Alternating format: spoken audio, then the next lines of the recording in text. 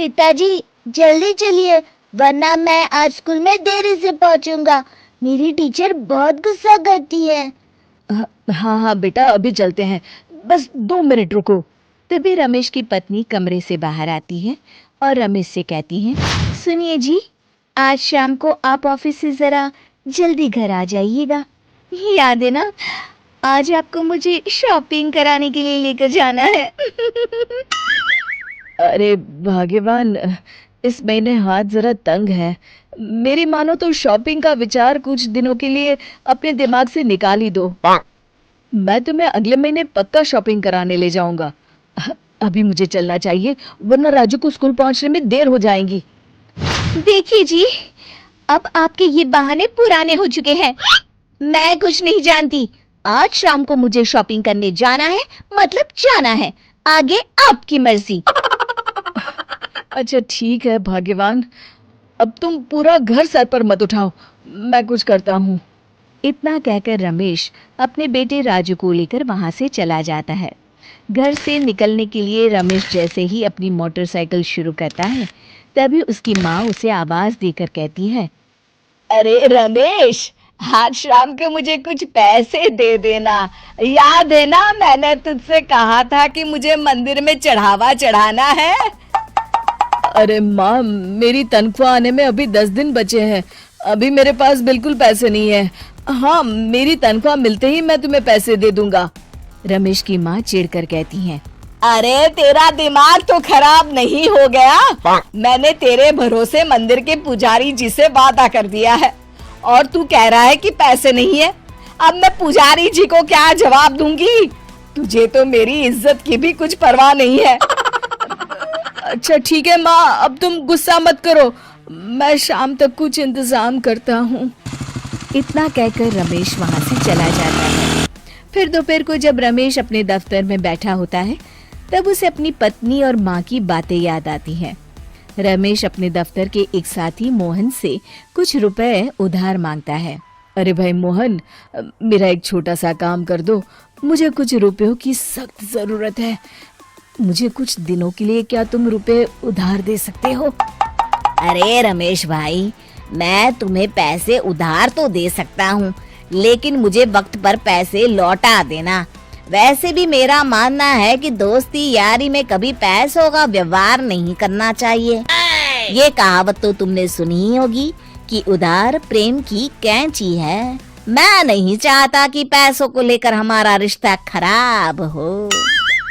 अरे मोहन, तुम बिल्कुल चिंता मत करो, मैं तुम्हारे पैसे वक्त पर लौटा दूंगा। फिर मोहन रमेश को पैसे दे देता है। शाम को घर आकर रमेश कुछ पैसे अपनी माँ को देता है और साथ ही अपनी पत्नी को भी शॉपिंग कराने बाजार लेकर जाता है। रमेश की पत्नी और उसकी माँ का स्वभाव जरूरत से ज्यादा खर्चीला होने के कारण दोनों हमेशा बेवजह पैसे खर्च करती हैं। फिर एक दिन, सुनिए जी, अगले हफ्ते हमने छुट्टियों में कहीं बाहर जाने का प्लान बनाया था। आपने पैसों का इंतजाम कर लिया ना? अरे अभी कहाँ, अभी तो मेरे पास बिल्कुल पैसे नहीं है। हम कभी और चले जाएंगे। देखिए जी, मैंने सभी सहेलियों से कह दिया है कि मैं बाहर घूमने जा रही हूँ। अगर मैं नहीं गई तो सब मुझ पर हंसेंगी। आप कहीं से भी पैसों का इंतजाम कीजिए जी।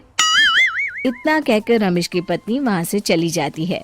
वहीं दूसरी तरफ रमेश की माँ भी तीर्थ यात्रा जाने की जिद करती है और रमेश से पैसे मांगती है।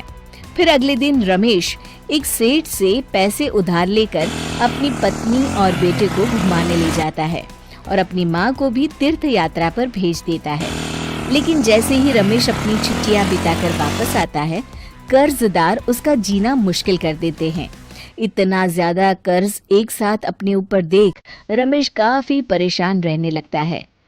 फिर एक दिन राजू की स्कूल की फीस वक्त पर न भर पाने के कारण रमेश को स्कूल में बुलाया जाता है। स्कूल के प्रिंसिपल साहब रमेश को सख्त हिदायत देते हैं कि अगर वक्त पर स्कूल की फीस नहीं भरी गई तो उनके बेटे का नाम स्कूल से काट दिया जाएगा। अपने बेटे की स्कूल की फीस भरने के लिए रमेश अपने दोस्त गिरधारी से कुछ पैसे उधार ले लेता है और स्कूल की फीस भर देता है। रमेश की माँ और उसकी पत्नी खर्चे और घर की जिम्मेदारी संभालते संभालते धीरे धीरे रमेश पूरी तरह कर्ज में डूब जाता है। और तभी एक दिन दफ्तर में काम करते समय रमेश की तबीयत अचानक बिगड़ जाती है और वो बेहोश होकर गिर पड़ता है। उसे जल्दी से पास के एक अस्पताल में भर्ती कराया जाता है। रमेश के घर वालों को ये बात पता चल जाती है तो वे सभी अस्पताल पहुंचते हैं। अस्पताल के डॉक्टर साहब उन्हें बताते हैं, देखिए, देर रात तक जागने और जरूरत से ज्यादा काम करने की वजह से इन्हें चक्कर आ गया था। बेहतर यही होगा कि इन्हें कुछ दिनों के लिए पूरी तरह आराम करने दिया जाए। रमेश की हालत देखकर उसके बेटे राजू को बहुत गुस्सा आता है और वो अपनी दादी और माँ से कहता है, माँ, दादी, मैं इतना छोटा हूँ, फिर भी मैं इतना समझता हूँ कि पिताजी दिन रात दफ्तर में काम करके पैसे कमाते हैं। पिताजी अकेला पूरा घर संभालते हैं और आप दोनों अपने फिजूल के खर्चों के लिए उन पर दबाव डालते रहते हैं। आज पिताजी की हालत के जिम्मेदार तो आप दोनों हैं। राजू की समझदारी भरी बातें सुनकर रमेश की माँ और पत्नी को अपनी गलती का एहसास होता है और दोनों की आंखों में आंसू आ जाते हैं। फिर कुछ दिनों के बाद रमेश की तबीयत एकदम अच्छी हो जाती है और वो पहले की तरह अपने काम पर जाने लगता है। रमेश की माँ और पत्नी अब उसे किसी प्रकार की कोई तकलीफ नहीं देते और ना ही उससे किसी चीज़ की मांग करते हैं। फिर देखते ही देखते रमेश अपने कर्ज के सारे पैसे चुका देता है। उसकी जिंदगी पहले की तरह अच्छी हो जाती है और वो अपने परिवार के साथ खुशी खुशी रहने लगता है। शिक्षा, हमारे रिश्ते एक तराजू की तरह होते हैं जिसकी दोनों ओर जिम्मेदारी और समझदारी का वजन बराबर होना चाहिए।